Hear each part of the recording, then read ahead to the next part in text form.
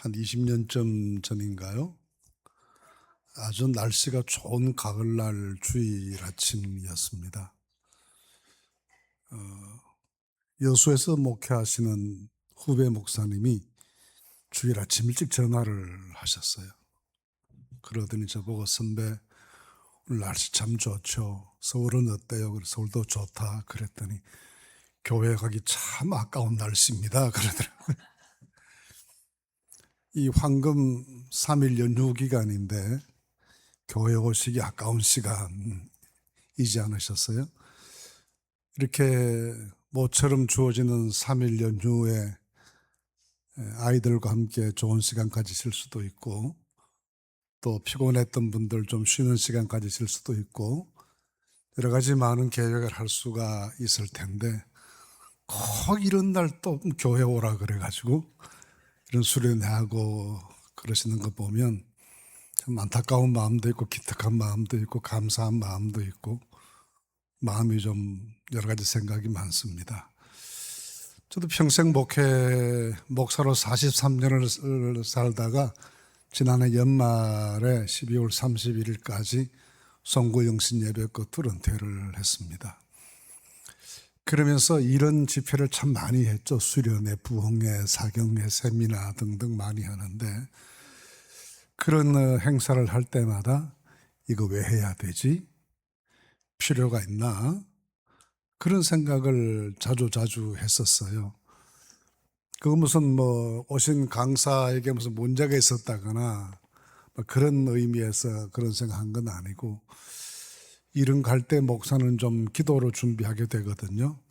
그러면서 하나님 이번 집회에 이번 우리 수련회에 이러한 분들 좀 오셔서 말씀 듣고 은혜 받고 회개하고 예수님 더 잘 믿고 교회 더 잘 섬기게 좀 만들어주세요 하고 기도하는데 탁 시작하고 보면요.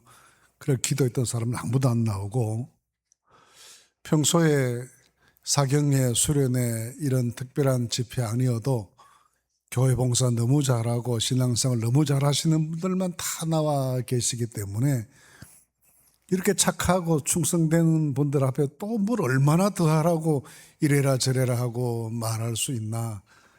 이분들에게 이런 설교가 필요 없는 거 아닌가. 이미 이상으로 잘하고 계신데 라는 생각 때문에 이런 집회를 해야 될 필요가 있나라는 생각을 합니다. 아마 우리 송 목사님 오늘 아침 마음도 제 마음과 별반 그렇게 다르지 않을 거라 생각해요. 그런데 이 나오신 분들만 괜히 야단 맞고 혼나고 그러는 시간이 되겠죠. 근데 옛날 말에 그 주마가편이라는 말이 있습니다. 달리는 말에 채찍질 한다라는 뜻이래요. 잘 뛰고 잘 달리는 말에게 마부가 무엇 때문에 채찍질을 하겠습니까? 그런데 빨리 달리는 잘 뛰는 말일수록 마부는 더 채찍질을 엉덩이에 해가면서 말을 몰고 갑니다. 달리는 중에 더 잘 달리게 하고 빨리 가는 중에 좀 더 빠르게 가게 하기 위해서 마부는 달리는 말에도 채찍질을 하는 거죠. 오늘 어떤 말씀을 제가 정하게 여러분 듣게 되시더라도 우리가 잘 못해서 그런 말을 하시는 것보다 그렇게 생각하지 말고 달리는 말에 채찍질 한다 하더니 이게 그 말이구나 생각하시고 기쁜 마음으로 잘 수용하시면 우리 모두에게 유익한 시간으로 하나님께서 인도해 주시리라 믿습니다. 흔히 지금 21세기 시작하고 한 20년 남짓 지났는데 이 시기를 전환기라고 표현하시는 분들이 많아요. 세계사의 흐름이 거대하게 바뀌어져 가는 그런 시기라는 뜻이죠. 최근에 여러 곳에서 전쟁이 생겼습니다. 우크라이나와 러시아, 미국과 이란 이런 전쟁인데 예전 같으면 전쟁이 빨리 끝났을 전쟁이거든. 끝나지가 않아요. 그만큼 세계의 그 힘의 판도가 많이 바뀌었다는 겁니다. 한 나라가 힘 있다고 해서 작은 나라를 마음대로 좌우할 수 있는 그런 시대가 이미 지나가 버렸다는 겁니다. 그런가 하면 AI로부터 시작되는 기술혁명이 우리 삶을 송두리째 바꿔 놓았습니다. 정말 엄청난 많은 변화들을 생기게 만들었죠. 처음에 AI가 등장했을 때만 하더라도 이게 우리 신앙생활과 무슨 관계 있으랴? 그렇게 교회와 무슨 관계 있으랴? 그렇게 생각했지만 이제는 그거 아니면은 그 이용하지 않으면은 정상적인 이 문명의 흐름을 따라가지 못할 만큼 필수적인 요소로 등장하게 됐습니다. 없던 일이 생긴 거죠. 그런가 하면 이념 사상적으로 보면 굉장히 개인주의가 더 이제 깊어졌습니다. 공동체에 별 관심이 없습니다. 개인의 이익이 굉장히 중요하게 생각되고 개인의 인권, 개인의 어떤 프라이버시 이런 것들을 너무 중요하게 생각하는 시기가 되어서 공동체 정신을 기본으로 하는 교회의 활동에 굉장한 조심스러움이 드러나게 됩니다. 가족 제도도 많이 바뀌었죠. 우리나라 고 연령이 점점 높아가고 결혼율 저하하고 출산율 저하하고 우리나라 지금 1년에 생산되는 아기들이 30만 명이 안 됩니다. 30만 명이 태어나서 80년 동안 태어나면 몇 명이 될까요? 그러면 30년 동안 30만 명이 30만 명 1년 동안 태어나서 80년을 그렇게 하면 2,400만 밖에 안 돼요. 이대로 가면 80년 뒤에 우리 인구가 2,400만 명으로 준다는 의미, 그보다 더 줄 수 있죠. 이런 급격한 그 가치의 변화, 가정제도의 변화, 이런 것들이 우리 사회 속에 깊숙이 들어와 있습니다. 그래서 이 시기를 전환기이다. 뭔가 새로운 세계, 새로운 문명으로 바뀌어가는 그런 전환기에 우리가 있다라고 보는 견해가 많습니다. 물론 이것이 유럽의 르네상스와 종교의 개혁과 같은 그런 엄청난 규모로 전환될 것인가 아니면은 점진적인 변화의 과정을 거칠 것인가는 좀 더 두고 봐야 아는 것이어서 이 시기가 전환기냐 아닌가라고 하는 건 좀 더 지난 다음에 판정이 되겠지만 현재 상황만 보고 느끼기도 굉장한 변화가 있는 그런 시기입니다. 이런 시기는 좀 위험해요. 과정된 게 없으니까요. 전에는 이렇게 하면 됐는데 앞으로는 그렇게 하면 안 되는 게 일들이 너무 많아져요. 저는 이 공부를 하면 대학을 졸업하면 좋은 직장이 보장됐는데 아마 현재 있는 직장이 30년 뒤쯤에 없어질 직장이 절반이 넘을걸요. 엄청난 변화가 우리 실생활 속에 찾아오게 될 겁니다. 지금 의과대학 가는 학생들이 굉장히 많지만 벌써 변화가 생기잖아요. 의과대학보다는 전자공학학에 사람들이 수재들이 더 많아지는 시기가 찾아왔습니다. 변화가 우리 사회 속에 몰려옵니다. 이럴 때 모든 것이 불확정되어 있고 불투명하고 불안해요. 이런 시기는 어떤 의미에서 위기를 우리에게 줄 수 있습니다. 잘 적응하지 못하고 잘 해결하지 못하면 도태될 수가 있는 거죠. 새로운 문명에 대한 적응과 이용에 넣다 보면 그렇게 될 수도 있겠죠. 과거 역사 때도 그랬으니까요. 우리가 구한 말에 쇄국 정책으로 문을 걸어 잠그고 있을 때 문호를 개방하고 서양 문물을 받아들였던 일본은 굉장한 강대국으로 발전했던 것을 보면 잘못된 선택이 얼마나 엄청난 결과를 미래 사회에 불러오게 되는가라는 것은 우리 모두가 다 잘 이해하는 바예요. 지금이 그런 전환기에 우리가 서 있어서 불안정하다. 어떻게 보면 위기의 시대를 우리가 살고 있다라는 겁니다. 이런 위기의 시기는 언제나 있었습니다. 근데 위기는 언제나 있는 것이지만 그 위기를 어떻게 극복하고 관리하는가에 따라서 위기가 새로운 기회가 되기도 하는 것이죠. 그런 의미에서 오늘 요셉의 이야기는 매우 중요한 말씀, 중요한 시사점을 우리에게 던져주고 있는 역사이다. 그렇게 보여집니다. 과거에는 위기를 극복해내는 방법이 힘에 있다라고 생각하는 때가 있었어요. 힘센 사람이 위기를 잘 이겨낼 수 있다. 그럴 수 있겠죠. 다른 사람보다 더 강한 힘을 가지고 있으면 그 위기를 이겨낼 수가 있는 장점이 됐겠죠. 그래서 구약 시대의 그 유대인들의 그 조상들 다 유목민들이었잖아요. 유목민들에게는 한 가지 독특한 전통이 있습니다. 족장이 나이가 들어서 늙으면 사람들이 의심을 해요. 그래서 이 족장이 우리 부족을 계속해서 지킬 수 있는 전투 능력이 있는가 없는가 걱정되는 거잖아요. 왜 저기 쳐들어왔을 때 족장이 다 물리쳐줘야 되는데 이분에게 나이가 많아서 그럴 능력이 있을까라고 걱정하고 의심하게 되죠. 이런 것을 배경으로 한 역사 이야기가 열왕기상 1장에 나옵니다. 다윗이 나이가 많아 늙었어요. 이불을 덮어도 몸이 따뜻하지 않아서 그 침소에 젊은 전 아비삭을 넣어드립니다. 그리고 그 다음날 아침에 아들 아도니아가 반역을 일으킵니다. 지지자들을 데리고 밖으로 나가서 스스로 머리에 기름을 붓고 내가 이제 왕이다 하고 아도니아 왕 만세를 부르면서 아버지 왕궁을 향해 행진해 오는 장면이 기록되어 있습니다. 그러다가 비참하게 실패하게 되죠. 왜 그 바보 같은 짓을 했을까? 가만히 있었으면 그 아도니아가 왕위 계승 서열 1번이에요. 근데 한 발 앞서서 그런 짓을 하다가 완전히 망해버리고 마는 거거든요. 그렇게 하는 것이 자기 나름대로는 오래된 유목민의 관습을 따른 거였어요. 족장이 우리를 지킬 수 있는 전투 능력이 있는가 없는 걸 알아보는 방법 중에 한 가지가 침소에 젊은 여성을 넣는 겁니다. 무사하게 잠만 잘 자고 나오면 이제 우리 아버지 능력 없다고 판단되는 거예요. 다윗이 그랬어요. 그러니까 우리 아버지 다윗은 더 이상 이 나라를 지도할 만큼의 지도력이 없다고 생각하고 내가 왕이다 하고 유목민의 관습대로 나타난 거죠.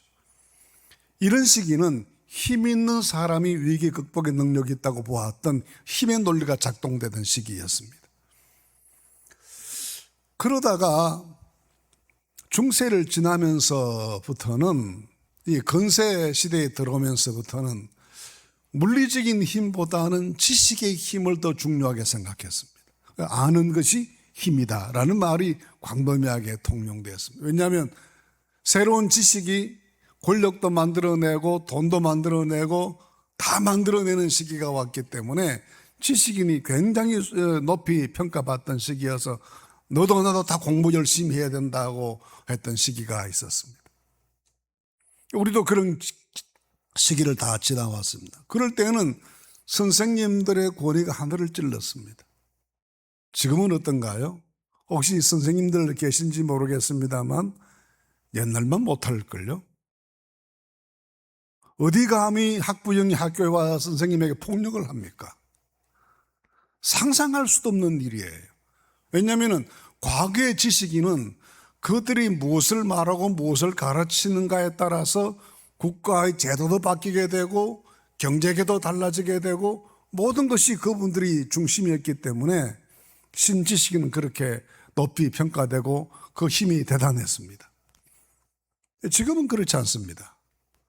지금은 어떤 사람이 영향력을 가지고 위기 극복의 선두에 설 수 있는 사람이라고 생각되십니까?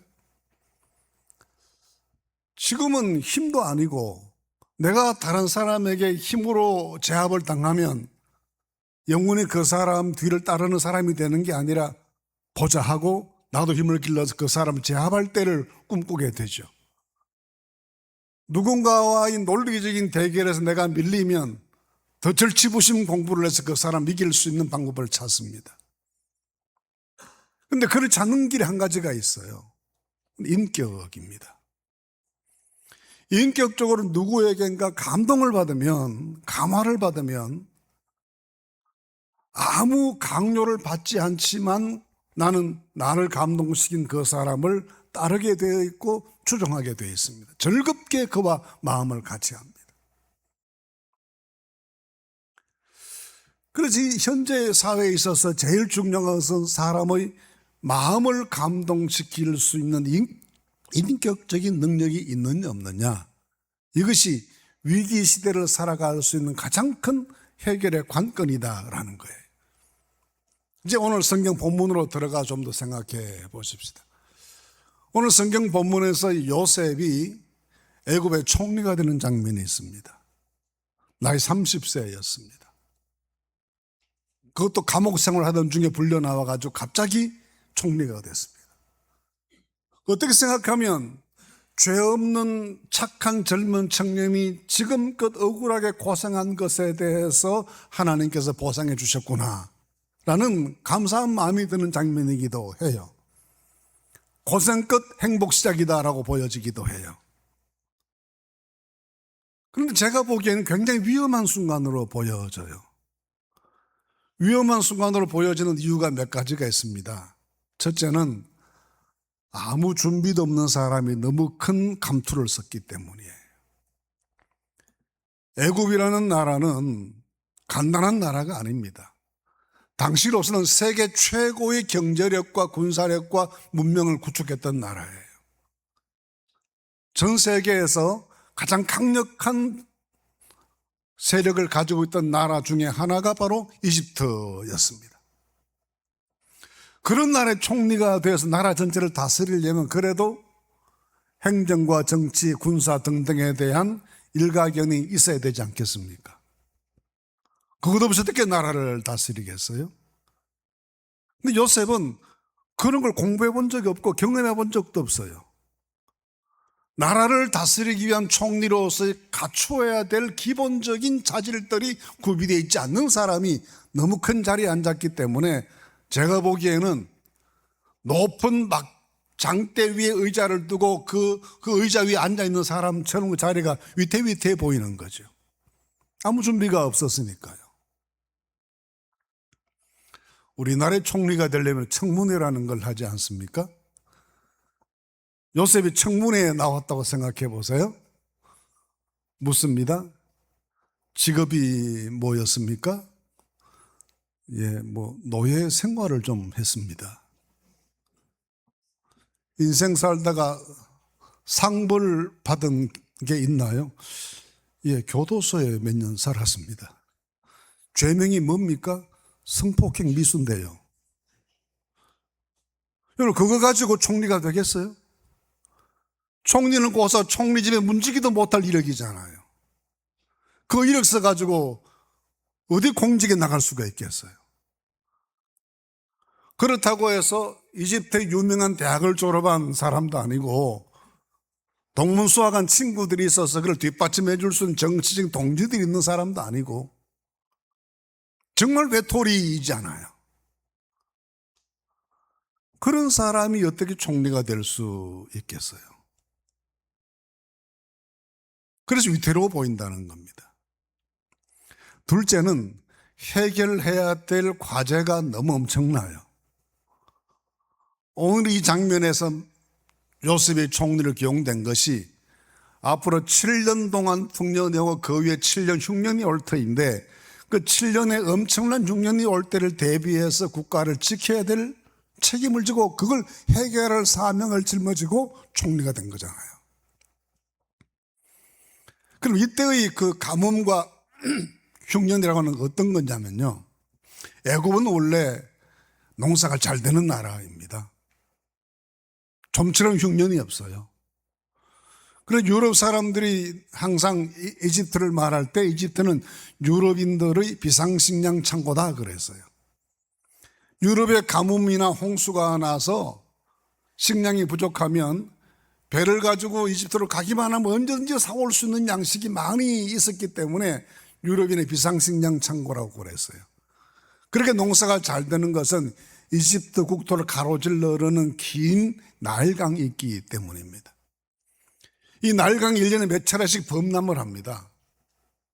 범람을 하면 넓은 지역을 물로 적시고 상류에서부터 내려오는 물과 함께 내려오는 모든 퇴적물들을 강 주변에 퍼뜨리면서 땅을 기름지게 만들어서 거기에 씨앗을 뿌려 농사를 짓는데 농사가 너무너무 잘 되는 거죠. 그래서 아주 풍성했습니다. 그 풍성한 곡식, 식량 이런 문제가 해결됐기 때문에 안정적으로 국가 경제를 발전시키고 문명도 발전시킬 수가 있었습니다.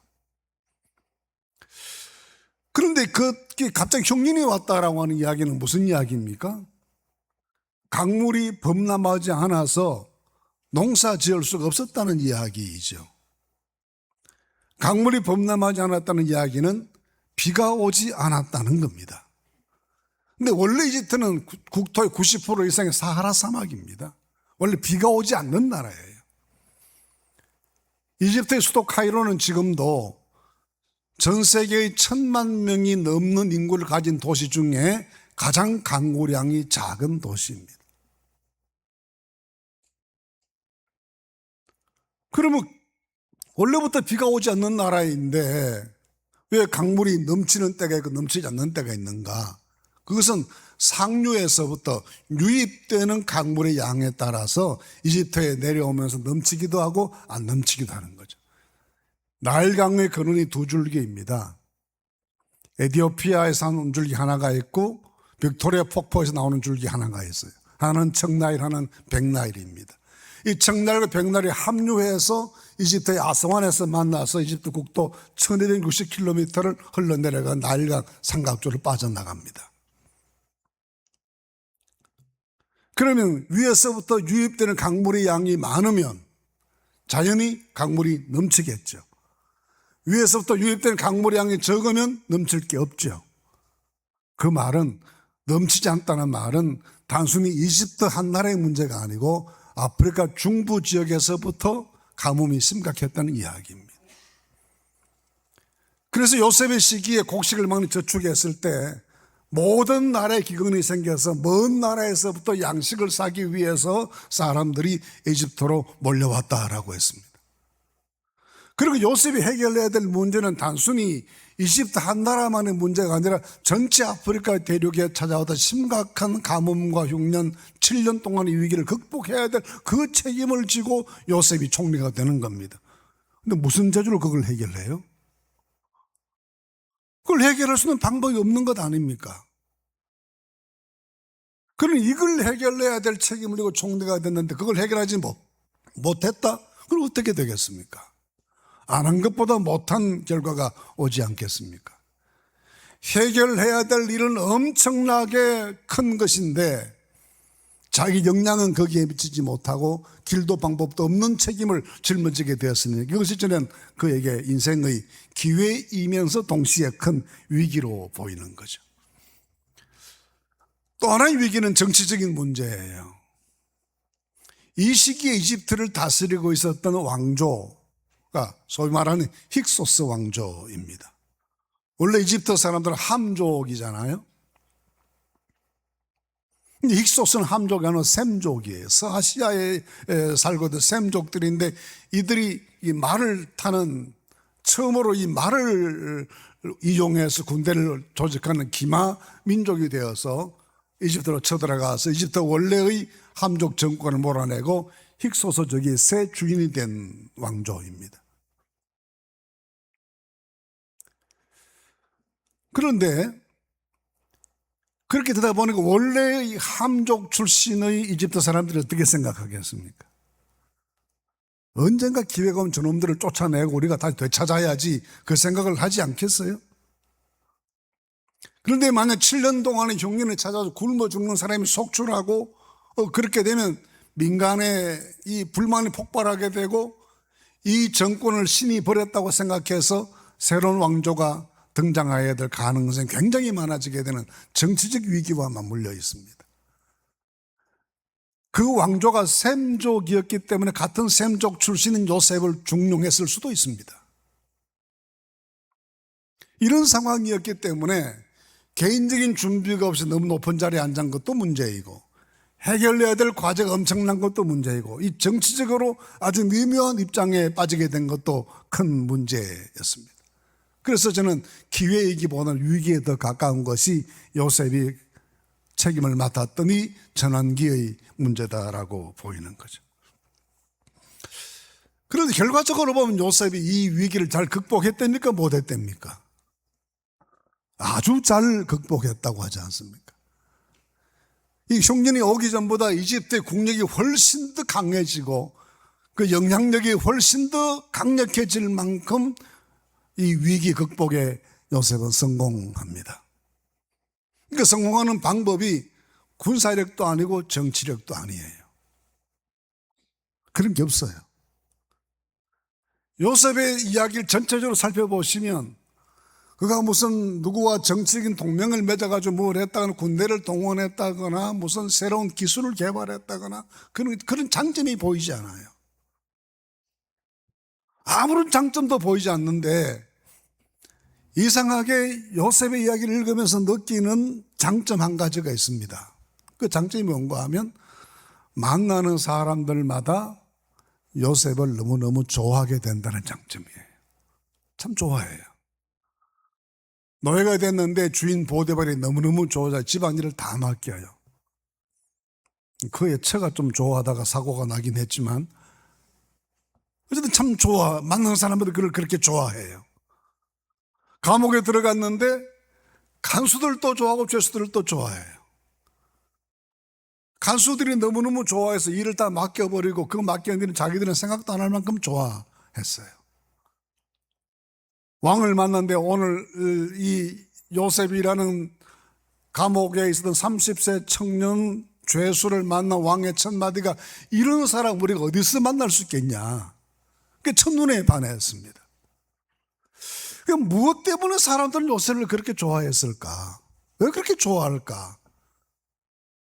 그가 무슨 유명 대학 출신 것도 아니고 어떤 권력 가문의 그 귀공자로 한 것도 아니고 업적이 화려한 것도 아니고 아무것도 없잖아요.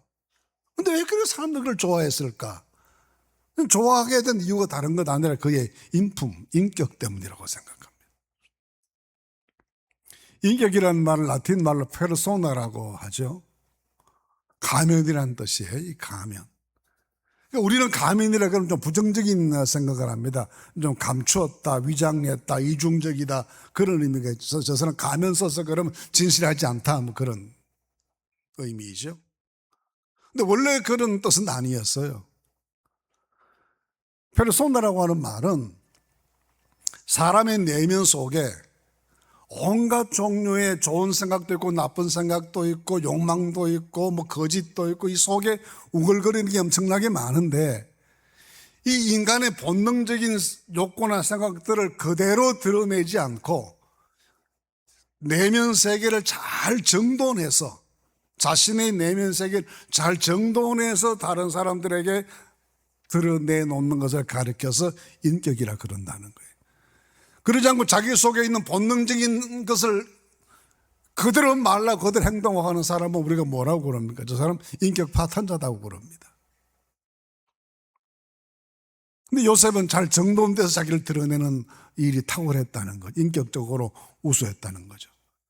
그 요셉이 가지고 온 인격적인 요소를 저는 크게 세 가지로 보는데요. 그 첫째 요소가 신뢰감입니다. 이 사람 믿을만해라는 인상이에요. 믿을만하다. 믿어도 괜찮다. 노예가 되는 주인이 자기 집의 모든 살림을 다 맡기잖아요. 믿어도 괜찮다는 거예요. 왕이 나라 일을 맡기잖아요. 믿어도 괜찮겠다는 거예요. 그럼 그런 신뢰감은 어디에서 오는가? 우리가 어떤 사람을 믿을 수가 있는가? 어떻게 해야 교회가 나를 믿어주고 주변 사람들이 나를 믿어줄 수 있는가? 나를 믿어주세요 한다고 해서 믿어주는 게 아니잖아요. 신뢰감이라는 인격을 보유할 수 있는 사람은 두 가지가 필요해요. 하나는 능력이고 하나는 도덕성입니다. 깨끗해야 돼요. 사람은 참 좋은데 무능해. 그럼 어떻게 일을 믿고 맡기겠어요? 참 능력은 출중한데 정직하지 않아. 그럼 어떻게 맡기겠어요?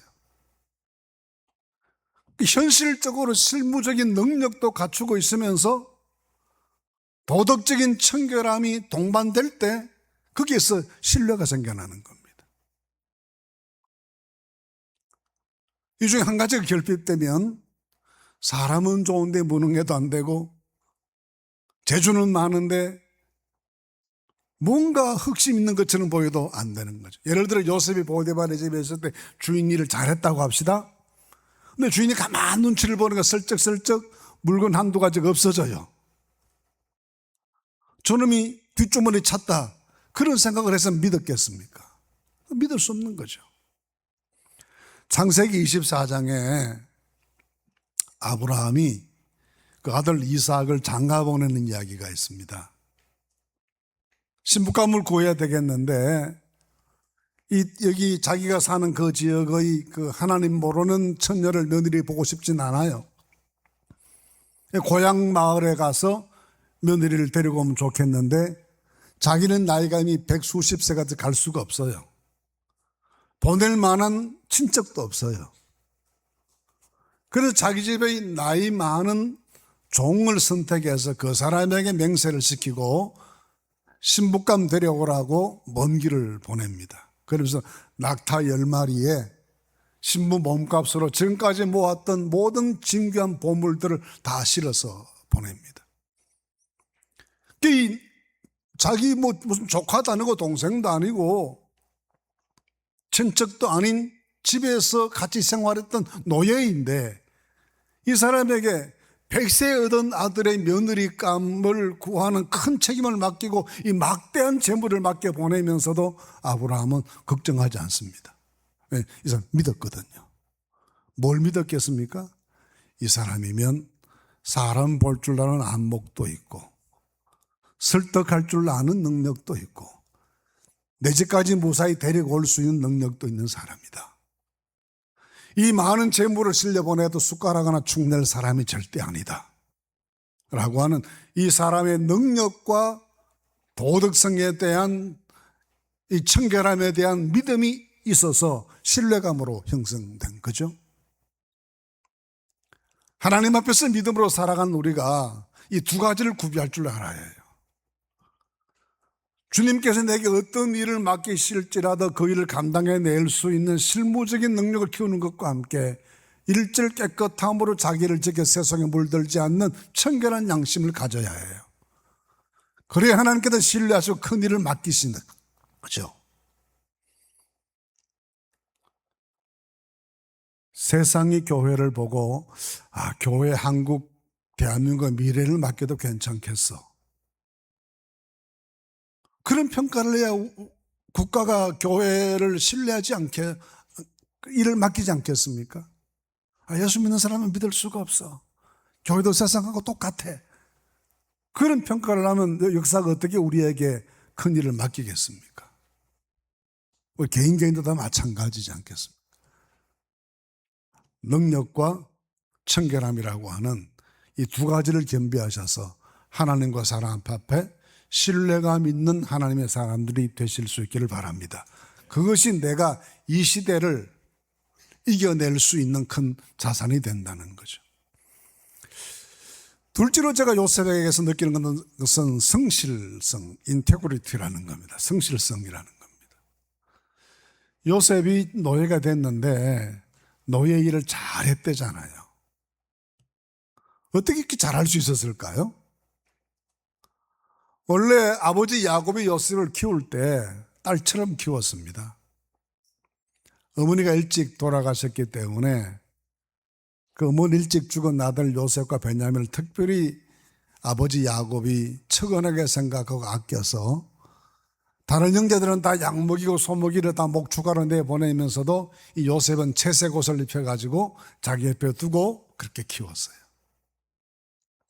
우리식으로 말하면 구정물에 손 한 번 담그지 않고 자라게 했던 아들이 요셉입니다.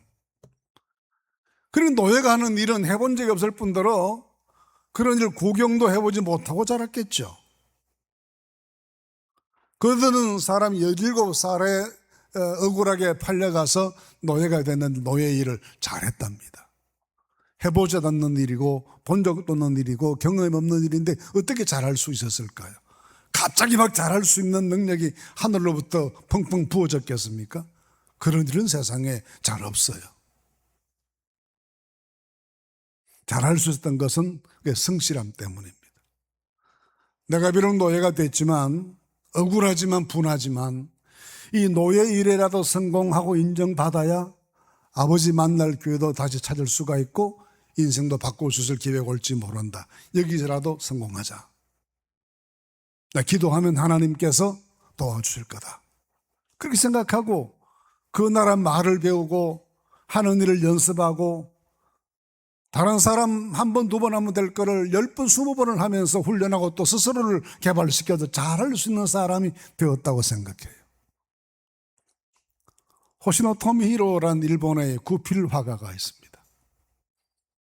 중학교 체육 선생이었는데 아이들에게 자조 시험 보이다가 낙상해서 이 몽아리가 다 마비돼 버렸습니다. 아무것도 할 수가 없는 거죠. 수없이 죽어야 되겠다 생각했는데 손발이 움직이지 않는 사람이니까 죽지도 못했습니다. 그러다가 어머니의 권유로 신앙을 가지게 되고 예수님 만나게 되면서부터 인생이 달라지게 되는데 남아있는 기능이 입밖에 없는 거예요. 그래서 입에 붓을 물고 그림 그리는 걸 연습합니다. 다른 사람은 한 번 연습하면 될 거를 이 사람은 수백 번을 연습해도 잘 안 되는 거예요. 입에서 피가 나고 이빨이 다 빠져버릴 만큼 연습을 했습니다. 그래서 잘하게 되었습니다. 세계적인 구필 화가가 되었고 또 그림 옆에 시를 쓰면서부터 구필 시인으로 등장하면 그의 시집이 밀리언셀러가 되기도 했습니다. 호시노 토미히로 한번 찾아보시면 감동적인 그의 삶의 역사가 나올 겁니다. 연습입니다. 성실함이었어요. 요셉이 어떻게 잘했겠습니까? 그게 무슨 특별한 길과 방법이 있었겠습니까? 혹독한 자기 연단과 훈련이었습니다.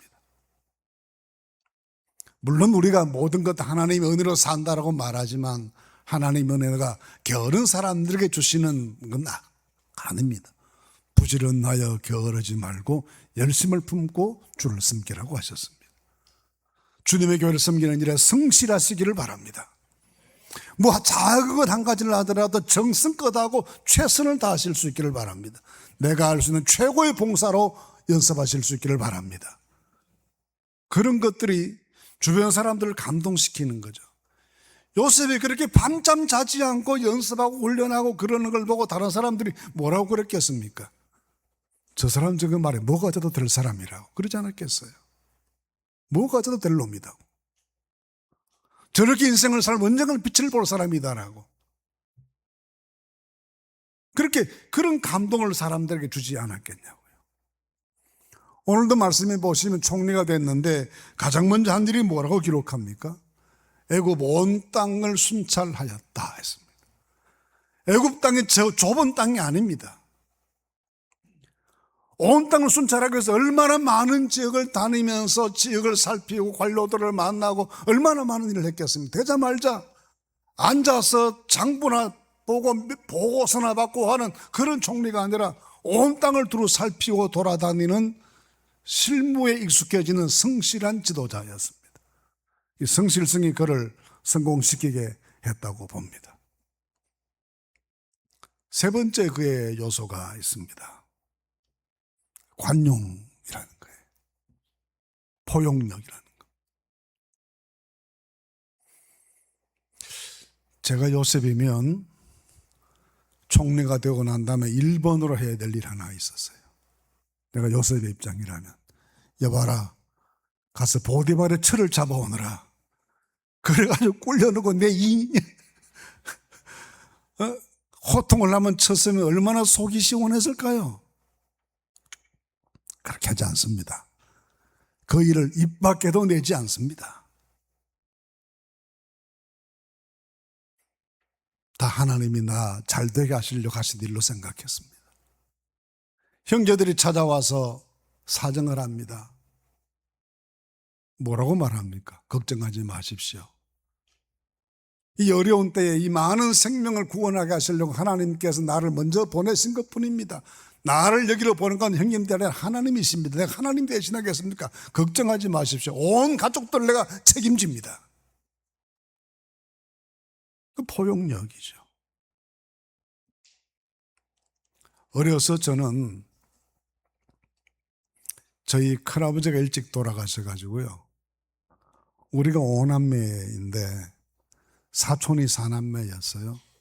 그 9명이 한 집에서 자랐습니다. 저희 어머니가 9명을 키우신 거죠. 아침에 학교 갈 때 줄을 쭉 9명이 줄을 섭니다. 그럼 학교 갈 때 필요한 게 있잖아요. 연필도 사야 되고 노트도 사야 되고 뭐 도화지 뭐 사야 되면 줄을 쭉 서면 아버지가 돈을 나눠주시는데 제 순서 항상 꼴등이었어요. 근데 항상 5번째 주면 돈이 떨어져. 저는 맨날 가서 선생님한테 손바닥 준비물 안 가져서 손바닥 맞고. 하루는 그래 어머니에게 불평을 했어요. 아버지가 우리 아버지인데 맨날 사촌들 먼저 주고 나는 맨날 학교 가서 맨맞게 만들고 우리 아버지인데 왜 나를 그렇게 대하느냐고. 그럴 때 어머니가 막 저를 야단치시면서 하시는 말씀이 야 이놈아 사내 자식이 속이 그렇게 밴댕이 속 같아서 어디다 썼냐. 밴댕이 속을 혹시 보신 적이 있나요? 밴댕이 속 보고 싶으시면 강화에 가시면 밴댕이 회하는 데 있습니다. 생선이 손바닥만 하는데 내장 있는 속은 손톱만 해요. 우리 어머니가 언제 밴댕이를 보셨는지 모르지만 불평하는 저를 보고 사내의 자식이 속이 밴댕이 같으면 안 된다고. 예수 믿는 사람 속이 밴댕이 같으면 못 쓰는 겁니다. 제가 아테네에서 목회를 하다가 들어왔는데요. 들어오고 난 다음에 교회가 난리가 났어요. 빨리 와서 수습하라고 그래요. 그래 갔죠.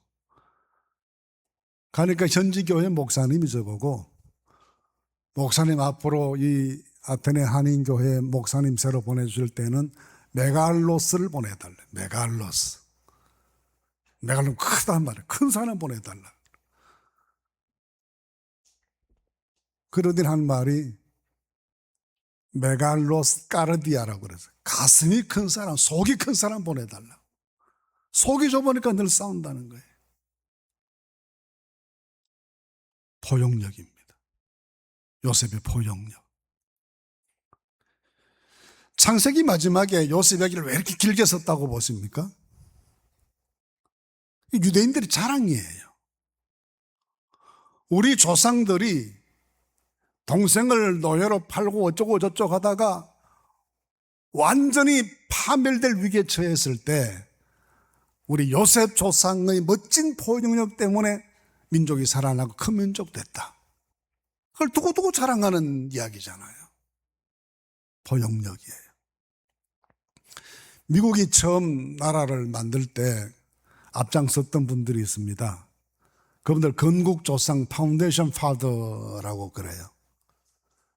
이분들이 모여가지고 자 우리가 생활 나라를 하나 만들어야 되는데 어떤 나라를 만들어야 되냐. 모델을 한번 찾아보자. 영국 왕정이 있어서 싫어요. 독일 제후들의 권력이 너무 세서 마음에 안 들어요. 프랑스 너무 세속적이고 가톨릭 냄새가 너무 나요. 본받을 나라가 없는 거예요. 그러다 찾아낸 나라가 네덜란드입니다. 네덜란드를 모델로 삼자. 네덜란드는 북유럽은 작은 나라에 불과하죠. 그 네덜란드를 모델로 삼았다고 하는 건 네덜란드가 가지고 있는 사회적 톨레랑스, 포용 정신이었어요. 네덜란드를 흔히 망명자들의 천국이라고 부르잖아요. 장자크, 루소, 스피노자, 또 무슨 그 화가 렘브란트 이런 사람들이 다 고향에서 추방당한 다음 네덜란드에 와서 학문과 예술의 꽃을 피웠습니다. 그 망명자들을 잘 받아주었어요. 네덜란드는 가장 강력한 칼빈주의, 우리 장로교 정신이 가장 강력한 국가인데 그럼에도 불구하고 유대인들을 가장 안전하게 보호해 준 나라도 네덜란드입니다. 다 품어주었어요. 그래서 그런 나라 만들자. 그게 미국 건국조상들의 정신이었대요. 그래서 합중국이라고 그러는 거죠. 지금은 거꾸로 가는 것 같아서 저 사람들이 망하려고 그러나 그런 생각이 저는 듭니다. 포용정신이었어요. 요셉의 포용정신. 오늘 우리에게 이런 신뢰, 성실, 포용 이것이 아니고 무슨 방법이 있을까? 신뢰받지 못하면서 무슨 일을 하겠습니까? 성실하지 않는데 무슨 역사가 이루어지겠습니까? 서로 품지 않는데 어떤 결과가 오겠습니까?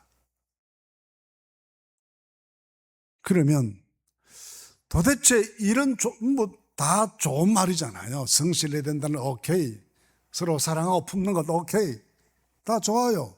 그런데 그게 저절로 되나요? 어떻게 해서 그 마음을 가질 수 있고 그 정신을 우리 정신으로 승화시킬 수 있겠느냐라는 거죠. 이 질문에 대한 대답을 오늘 38절에 보시면 이방인 왕이었던 바로가 멋지게 대답해요. 요셉을 보면서 말이 무엇입니까? 이렇게 하나님의 영에 감동된 사람을 우리가 어디서 만날 수 있겠느냐. 요셉이라는 젊은이를 보니까 참 믿을 만한 청년이고 고생한 얘기를 들으면 이렇게 성실한 사람이 있을 수가 없고 젊은 사람인데 가슴이 이렇게 넓은 사람인데 이렇게 된 게 사람의 마음이 아니고 하나님의 영에 감동돼서 그렇다는 겁니다. 우리 식으로 말하면 성령 충만해서 그렇게 됐다는 겁니다. 거룩한 마음은 거룩한 영으로부터 옵니다. 거룩한 생각은 진리의 영에서 성령으로부터 주어집니다. 거룩한 행동은 하나님의 다스리심이 있을 때 가능한 겁니다. 그래서 성경은 기록하기를 너희 안에 이 마음을 품으라고 그리스도 예수의 마음이라고 해요. 그 마음을 품는 것 이외에는 달리 길이 없다는 겁니다. 그 마음을 품어야 신뢰감도 생기고 성실성도 찾아오고 포용력도 온다는 겁니다. 이야기 하나를 하고 마칠까 해요.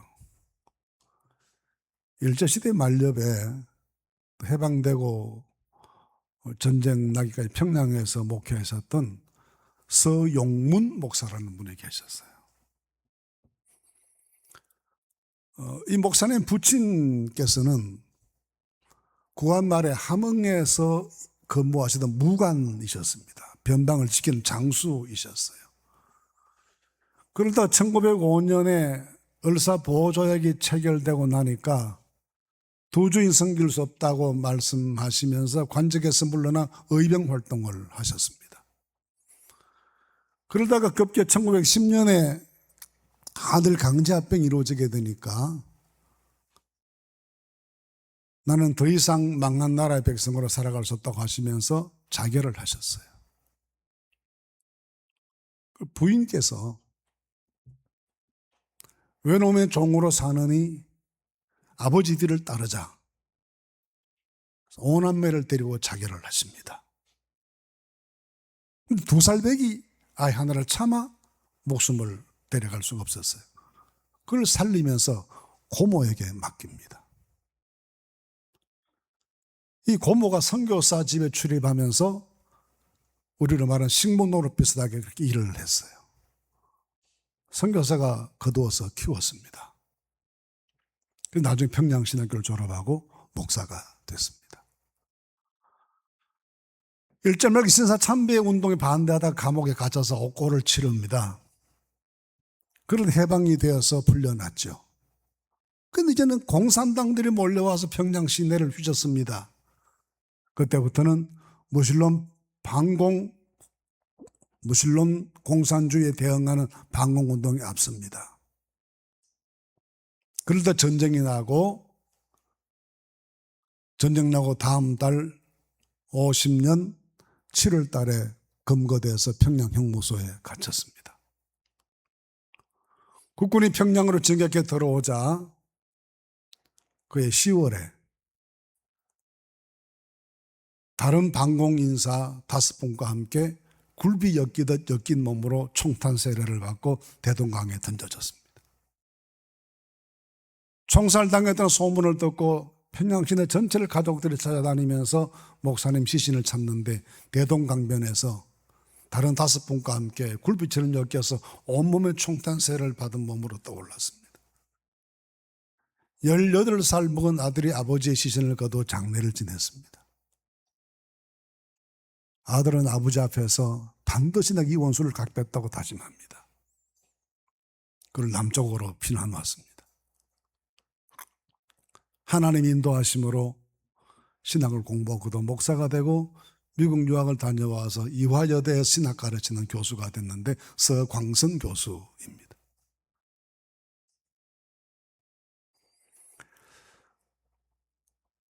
국제회의가 있어서 제네바에 갔습니다. 그 당시만 해도 영어를 잘하는 목사들이 많지 않아서 국제회의 한국 대표로 자주 갔습니다. 제네바에 가서 보니까 북한 대표들도 와 있습니다. 한 사람이 찾아오더니 서 목사님께 내일 자기가 강연을 해야 되는데 영어에 자신이 없으니까 목사님 통역을 좀 해주시면 안 되겠냐. 보통 회의 가면 여러분 당시 이름표를 다 달거든요. 회의 가면. 이름표를 보니까 강영섭이라고 되어 있습니다. 순간 피가 거꾸로 치솟았습니다. 왜냐하면 해방 이후에 북한에서 교회 일부가 김일성에게 협력하는 기독교도 연맹을 만들었는데 연맹의 초대위원장이 강양욱이었고 강영섭은 강양욱의 아들입니다. 아버지를 죽어버렸던 원수의 아들을 거기서 만난 겁니다. 통역을 하겠다 못하겠다 대답을 않고 방으로 올라가 기도를 시작했습니다.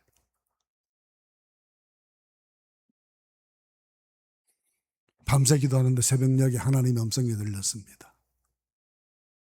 내 원수를 사랑해라. 하나님은 전 못합니다. 원수 사랑 안 합니다. 내가 우리 아버지 앞에서 맹세했습니다. 이 원수를 내가 갖겠다고 맹세했습니다. 근데 저놈을 죽여야 됩니다. 절대 사랑하지 않습니다. 기도하다 정신 차려보면 또 원수를 사랑해라. 결국 아침 나절에서야 하나님께 순종하겠다고 와서 그를 폭력해 줍니다. 그 후에 북한 독재 운동에 앞장섰습니다. 평화 통일을 위한 일에 헌신했습니다.